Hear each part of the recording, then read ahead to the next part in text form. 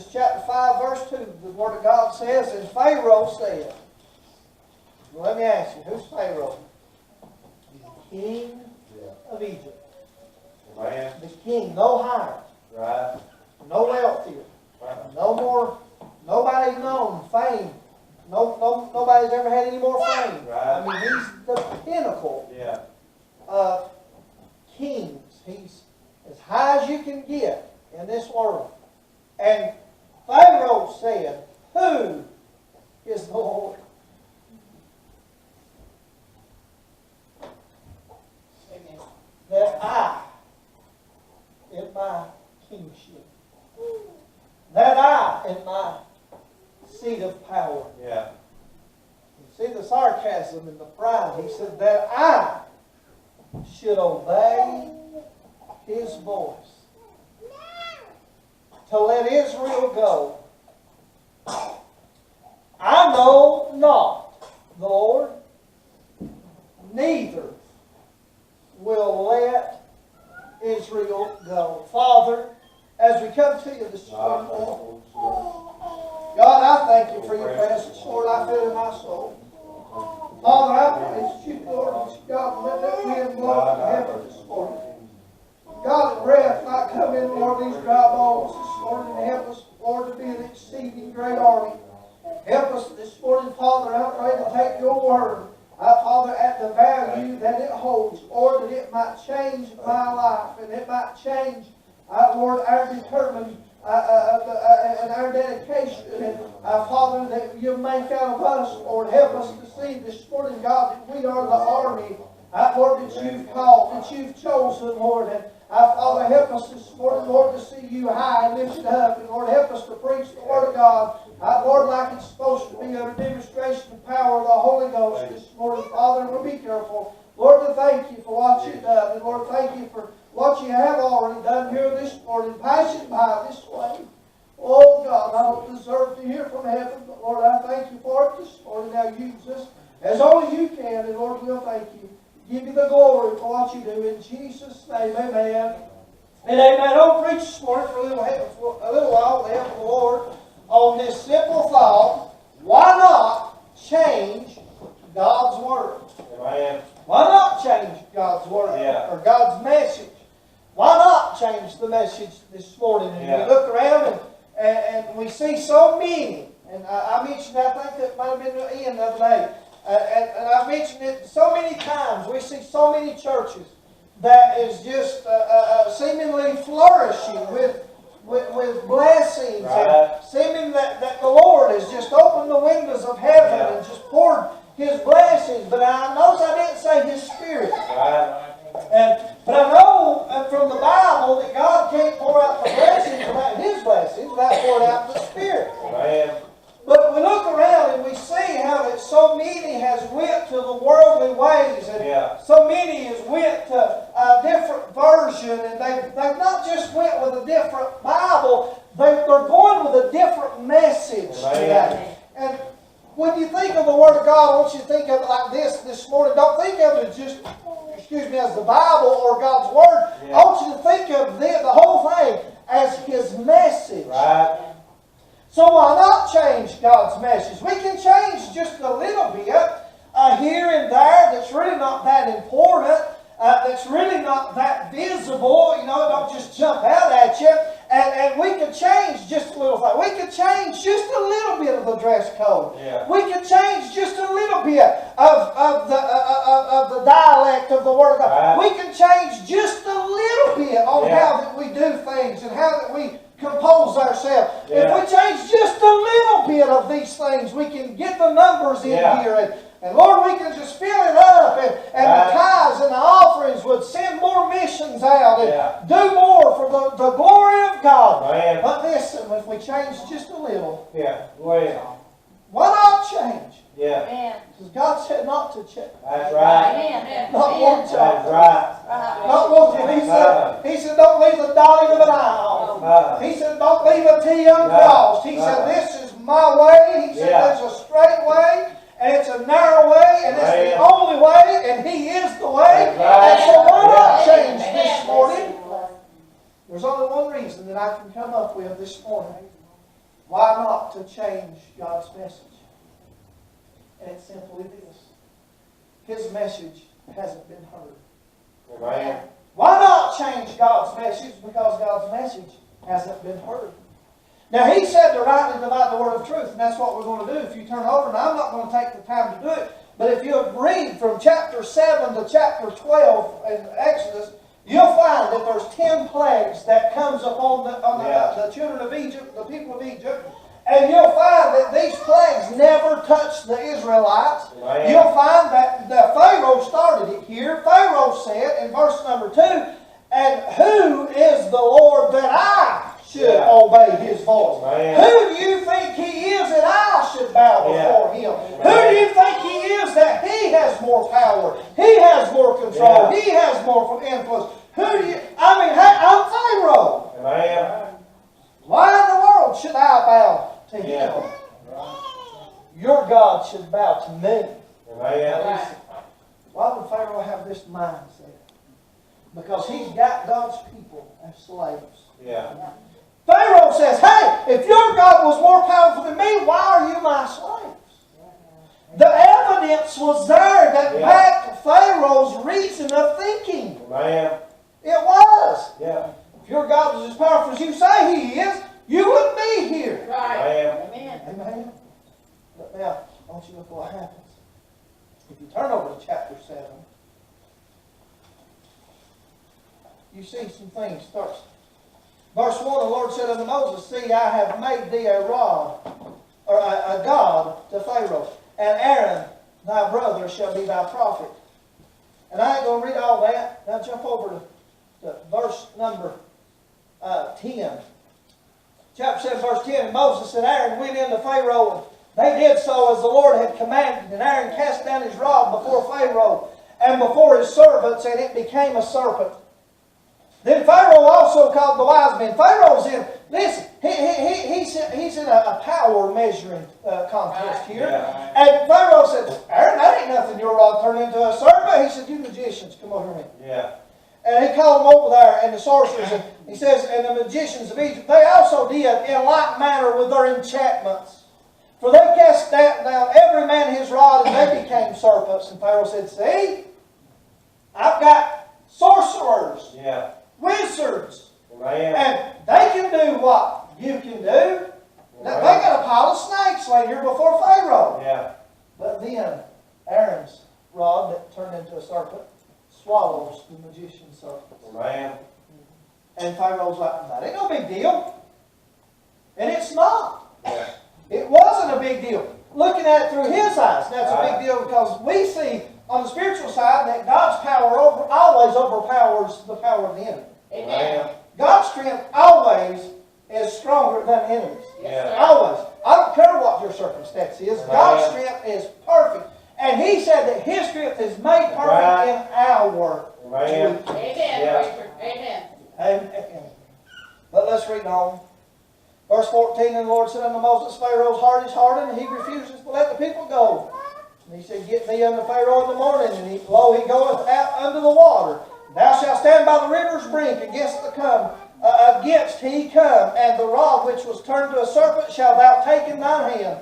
And thou shalt say unto him, the Lord God of the Hebrews hath sent me unto thee, saying, let my people go, that they may serve me in the wilderness.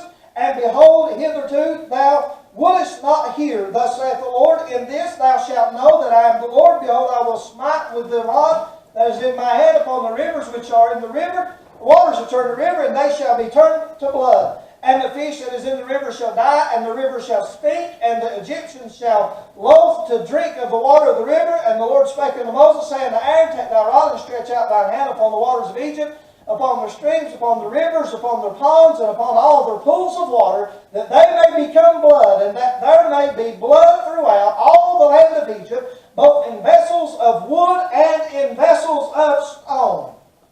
Amen.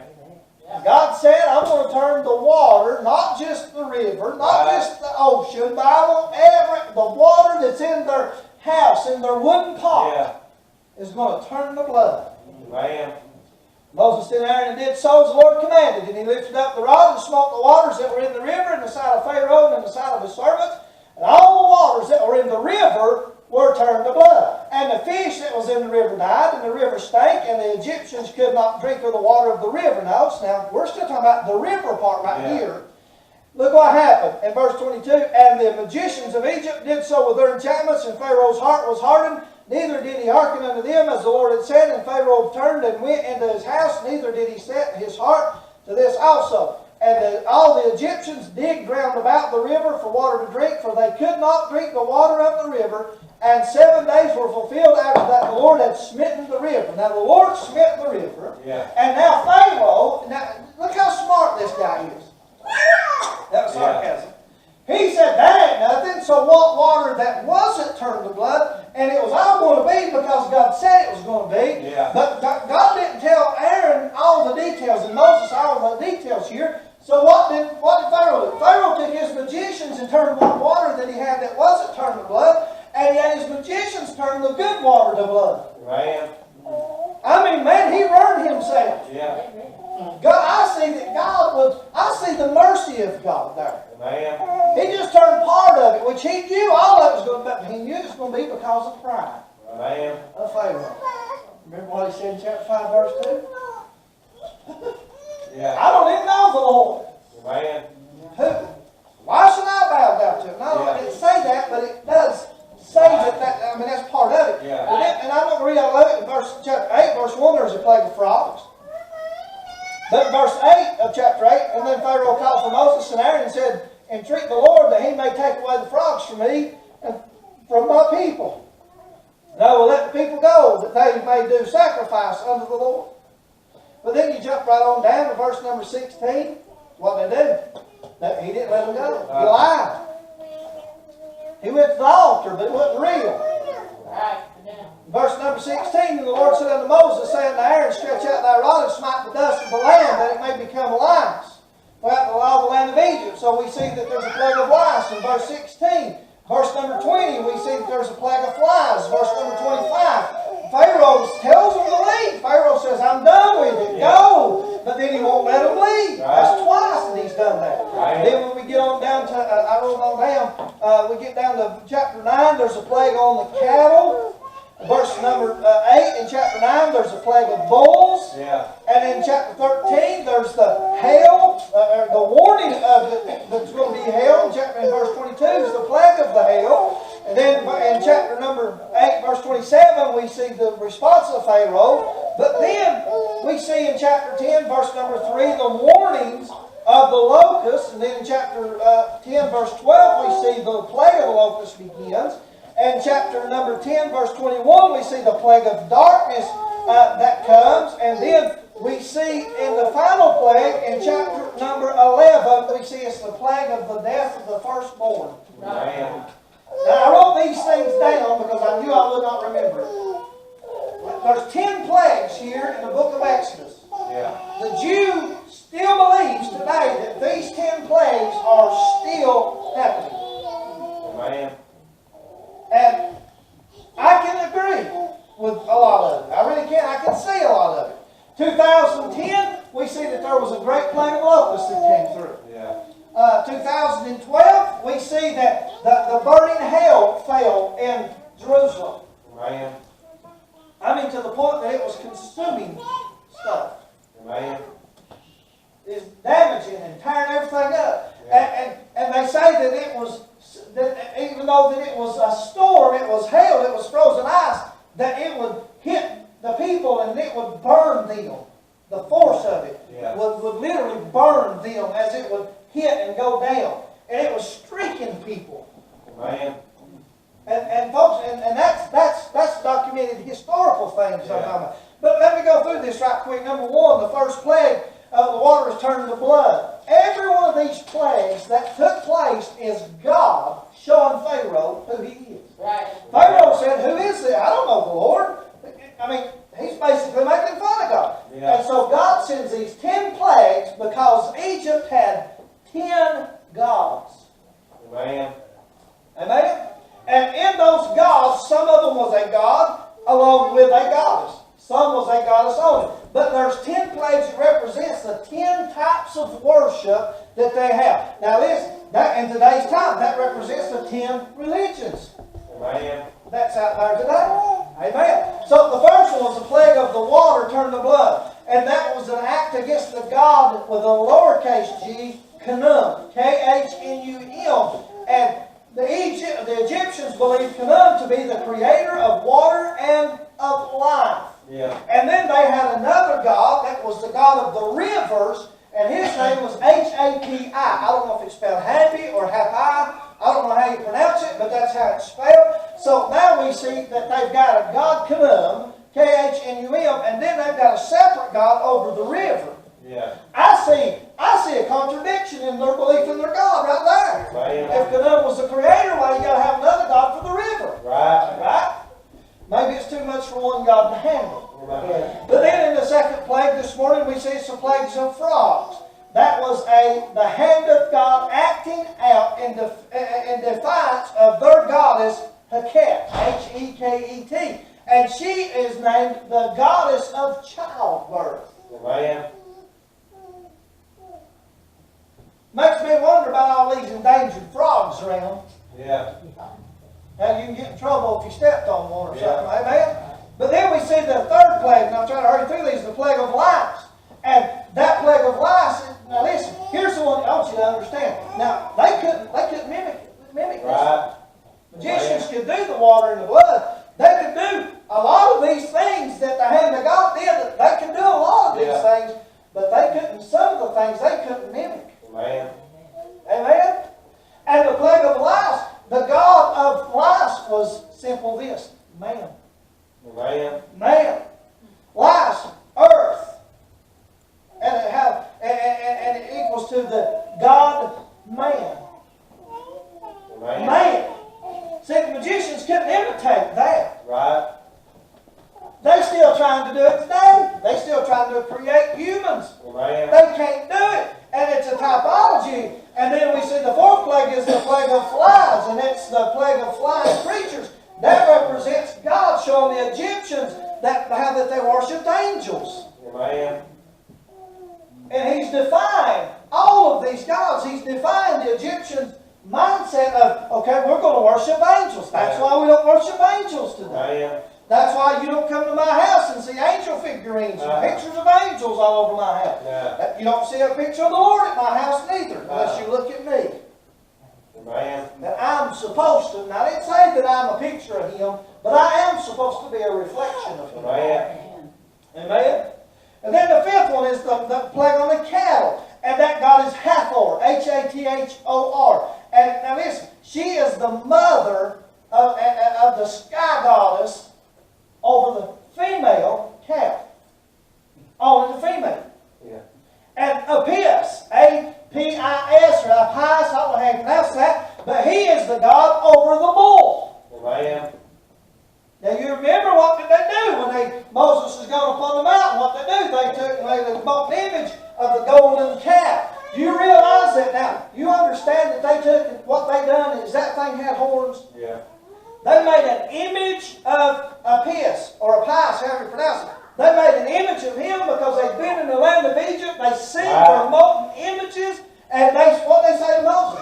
After all this, Moses let them out. Right. They said, would to God we'd stayed in Egypt by the flesh pots, where we had food and bread. Amen. You brought us out here to starve us to death. Amen. They murmured against God. They's thirsty. Moses smote the rock. That speaks of Calvary. Amen. Right. You realize that the rod of Aaron here, I know that rod budded, that was placed in the mercy seat, and all those things. But do you realize that the picture of Aaron's rod, I don't want to get much depth into this because it gets so broad, but do you realize the picture of Aaron's rod here is a picture of the cross of Calvary for the personal individual? Amen. It ain't for salvation of man, it's for salvation for one. Amen. Even though that salvation for one was used and stretched out, and then everybody's seen the salvation of it. Yeah. But that's a picture of salvation in one person's life. Amen. How it can affect everybody that's around. Yeah. You said you believe that there's a Father in heaven that loves you this morning. Yeah. Do you believe that your salvation can affect everybody that sees you? Yes, sir. It sure can. It can affect for the good or it can affect for the worse. Amen. Amen. One way or the other. Well, you're supposed to be a Christian. You're doing that. Or, hey, you're a Christian, and I appreciate you trying to live right for them, and trying to invite me to church, and trying to get me on your side. Amen. Amen. Red Rover, send us someone over. Amen. Now, let me hurry and get back into this. The hail, the seventh plague, I didn't get on the sixth one, but the seventh plague is hail and locust. I want you to understand this. Hail, there's a God named Seth.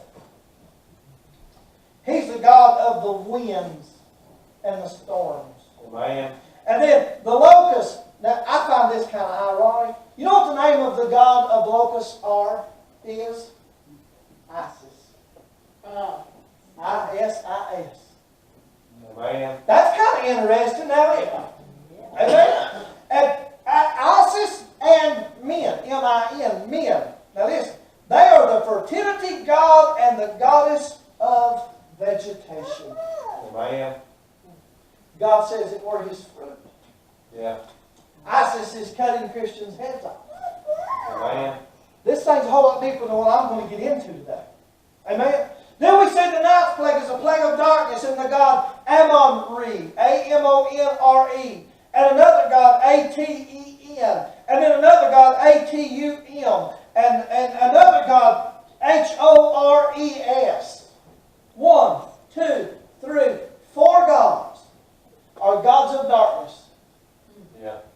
I've read that and I'm like, and God showed me something. I'm telling you what, my little old chair at my office at the house, I went to spinning around in that thing. I had me a time. I mean, there's 4 gods of darkness, and here's what they are. They're called the sun gods. It takes 4 gods to give the impression that they've got power over the sun. Right. Amen. You take all the darkness in the world. It don't matter how black. I mean, as black as 1,000 midnights and strike one match. And it'll light as far as that light will reach. Yeah. You go to the edge of that light into the corner of that darkness, you strike another one, and you see that much. Amen. But if that ain't a picture of fiction living right there, they ain't one. Amen. If that ain't a picture of getting right with God and serving God and loving God, listen, and fearing God and eschewing evil, there ain't no other picture. There ain't no clearer picture than that. And we are, listen, Jesus said that we're the salt of the earth, we're the light of the world, we're the reflection of the light. Yeah. The moon shines in the night time, but it has no source of light. Amen. It's a reflection from the rays of the sun. Amen. I'm like that moon down here in the dark world. I'm supposed to reflect the light of God. I ain't supposed to be walking around in darkness. I ain't supposed to have my head hung down. I ain't supposed to be defeated. I'm supposed to be determined to reflect the light of God. Amen. Regardless of what everybody else does, regardless of what this body wants to do, regardless of what my flesh, what my mind thinks, my duty to God is to let my light shine in the dark world. Amen. And honey, listen to me now. You've got that same obligation Yes, sir. that I have. Yeah.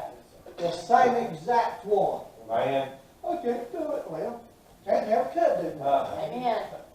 I done told you his strength's made perfect our weakness. Yeah. Well, I can't do but very little, but little as much when God is in it. Amen. I don't want to see what you can do on your own because I'm not interested in what you can do by yourself. Amen. Amen. I've probably been there and done that, got a t-shirt. Yeah. Amen. But I'm interested in what you can do with God. Amen. I'm interested in what, hey, listen, I'm interested in what God can do with me. Do you remember? Amen. Amen. You remember what it's like when God started opening opportunities for you to be a testimony and a witness to somebody? Do you remember when you sat there and you said, "Dear God, I'm scared I'm going to mess it up. I don't know what I'll say. I don't know what I'll do." That was these gods of darkness. See, darkness don't necessarily mean dark as no light. It's shadow. Yeah. Amen. It's covered. It's hiding. Yeah. It's trying to opposite of expose. Amen. Amen. Oh, I just don't know what I can do. I'm afraid I'll mess it up. I can't talk to nobody. I might say something wrong. Yeah. I'm going to tell you the worst thing you can say is nothing. Right. Amen. When it comes to your God, Yeah. if you've got Him in your heart this morning, now listen real good. Are you saved? Amen. honest with you. I believe this morning with all my heart, I know enough of this message that I could stand in this pulpit this morning and I could biblically expose just about everybody in this room that they're lost without God. Amen. Amen. See, there's a change that's took place. Amen. Yeah. You go back 100 years, and you find out the church history. You find out what went on, and you look at what's today. Yeah. There's things in this Bible that tells me by the actions that I see me doing, actions that I see you doing, God says you're lost. Right. Amen. Amen. Amen. Right. Preacher, how could you prove that? Well, let me just give you a little taste then, if you're so inquisitive about it. He said, let your light shine. Is your light shining? No, you're lost. Amen. He said, if you're saved, you're going to let your light shine. Amen. That's what he says. Right. Amen. He said, you know you're passing death in the life because you love the brethren. Do you love the brethren? If you don't love the brethren, yeah, I love them. No, you understand what that word means. Yeah. If you don't love the brethren, he said, you're lost. Amen. God said, don't get mad at me. God said it in his word. Amen. Thank God for those little bits that says that if we just call on his name, he'd Yeah. save us. Hallelujah. Thank God for them little old parts about how that I was dead in my sins and trespasses, but God Yeah. quickened me. Amen. Thank God for those little verses. It gives me encouragement. Thank God for that conviction of the Holy Ghost when I do wrong. Thank God that I can't go out and do what my flesh wants to do that's pleasing, that's sinful to the flesh. Thank God there's something in me this morning greater than I am. Yeah. Amen. Amen. Greater is he that's within you than he that's in the world. Amen. How great a God's in you this morning. Don't sit there look at me like I Yeah. lost my mind. You're the one's lost something, not me. Amen.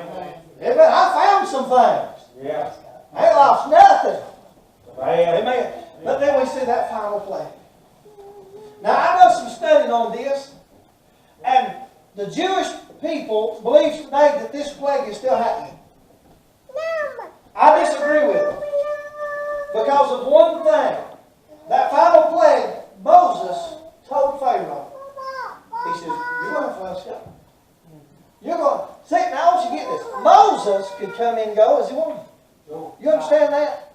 Moses wasn't the same thing. He could leave anytime he wanted to. Amen. And Moses said, Pharaoh, if you don't let my people go, God said, if you don't let my people go, that there's death's coming to all the firstborn. Right. Amen. Amen. And of course we know the story. Now I want you to get this. All 9 of these plagues happened to Egypt. None of these plagues landed on the part where the Israelites lived. Amen. I can't remember what's the name of it. They had their own little place there. And these plagues never affected the children of Israel. They only affected the Egyptians. 9 of these plagues. But now, we get down to that last plague. And God says there's no difference with the Jew and the Greek. Amen. The Lord is rich and the glory of God. Yeah. Death's a coming, and it don't matter if you're a Jew, it don't matter if you're Greek, it don't matter if you're a Gentile, you better apply the blood. Amen. Amen. Yeah. That's where we see the Passover. Amen. That's right. That's where we see that it begins. And he tells them, I mean, listen, Moses wasn't safe, the Jews wasn't safe, the Israelites wasn't safe. God told them, he said, take and apply that blood to the doornail on the post. Amen. Amen. When the angel of the Lord passes through and he sees the blood, Yeah. hallelujah, he'll pass over you. Amen. Amen. Son, that's something down there. I mean, hey, I didn't know where my crawl's at till God gets in it. I can't describe exactly where it's at, and I can't put a finger on it, but I know exactly where it's at because he's just got one in right there. Amen. Amen. Amen. Amen. They find the blood. Pharaoh, who am I? Who's this God that I should obey his voice? Yes. Look at me. Look what all I've done. Yeah. Look at these tombs that I've built. And look at my tradition and look at my heritage. Yeah. We control the Nile River. We control the trade. Yeah. We control the money. Amen. Amen. Why should I obey the voice of this God? I've got these 10 gods or 10 religions that we worship. We've got monuments. We worship them all. We pray to all of them. All of our gods jump on your God, and they'll just tear your God up. Yeah. That's what happened to Dagon. Amen. Amen. They took the Ark of the Covenant of God into Dagon's house, and what happened? God was gentle and just pushed him over the fire. Yeah. Exactly. Yeah. God said, I'll let you have your religion if you want it. But they set him back up beside God, and God destroyed him. Amen. Amen. God said, you push my buttons, I'll show you who's Yeah. God. Yeah. Amen. God help us. I don't never want to push God's buttons to find out who He is. Amen. That's a dangerous thing. Amen. That final plague, the death of the firstborn. What's that God? That's the God of Christ. That challenged the deity of Pharaoh. Amen. Amen. Now I want you to get this. And they have, this God has a name. And his name is Osiris. Osiris. I might not pronounce it right, but that's the way I pronounce it in English. Yeah. And his name means the judging of kings. Amen. The judging of kings. Now I want you to put two and two together right here and see if you don't come up with four. The judging of kings, the plague of the death of the firstborn. The firstborn is the first fruit. Right. That goes back to the foundation of Jesus dying on the cross. Amen. And God, that final plague, they're worshiping Osiris. I'm not going to worship your God. Who is this God? I'm going to face the judgment of Osiris. Amen. I'm going to do what Osiris tells me to do because he'll judge me because I'm a king. I go to a different judgment than all these other little peons that's down here. Amen. Amen. It means pride. Yeah. Let me say something here. My God, if you get a hold of this morning, it'll change you. That morning, 19 years ago, as we recognize Father's Day today, 19 years ago today, I bowed right here on this side of the altar. And I had a God named Osiris that was overshadowing me. He was spreading darkness over me, Yeah. my pride. But the God of lights Amen. shines through Yeah. his darkness. Amen. Yeah. Yeah. And he showed me which God I wanted to serve. Amen. Now, was it Joshua that said, or Jeremiah? Said, as for me and my house, we will serve the Lord. Amen. As for me and my house, Yeah. we. He didn't go ask his wife. He didn't go ask his children. He didn't go ask the neighbors for their approval. He didn't write town hall. He determined. Amen. As for me, first, as for me, I'm going to serve the Lord. And if I serve the Lord, my house is going to serve the Lord. Amen. Yeah. Let me help you, men, right here. All of us wants to be Isaac and Rebecca. All of us wants to be that way. Mitch, we want to be an Isaac. Ian, Robbie, Charlie, Ron, we all want to be an Isaac. We want our wives to call us Lord. Yeah. We want our wives to be like Rebecca was to Isaac. Remember what happened? When she left her home and got to where she saw Isaac in the field, she lit off the camel. Amen. Amen. There's a great train. Yeah. There's a great train. Was they went together? Well, there's a great train. This took place to come and get you to save you. And there's a great train coming to call you out of here. Amen. Just like it did for Rebecca. Amen. But then Rebecca called her, and then Sarah calls Abraham Lord. Yeah. And we see this passed on. And we see that even in the Bible today it tells us that. We want to be Lord. We want our wives to be the Rebecca. We want to be the Isaac. We want to be the Abraham. We want the women to be the Sarahs. And we want to be the Lord. But Jesus said, husbands, Right. love your wives. Yeah. As Christ loved the church. Amen. Amen. Amen. Yeah. Miss Patty, I mean this respectfully. You've not been in here very long, and you honestly, road rules of life, you've got more sense than most of us because you've lived. But when it comes to scriptural sense, you're to bottom because you don't have the time to get you, right? So he said, "Husbands, love your wives as Christ loved the church." I want you to see something right here. If you ever want to know how my relationship with Lord Jesus Christ is, you watch how I treat that woman. Amen. Amen. If you want to see if I'm right with God, Yeah. you watch how I treat her. Amen. I didn't say perfectly, No. because we're not perfect. No. Amen. As Christ loved us. Yeah. And gave himself Yeah. for it. Amen. Amen. Rich, what's that got to do with anything? Listen, let me show you something. You read Exodus. You see these plagues. You see that the angel of the Lord comes and he takes the firstborn.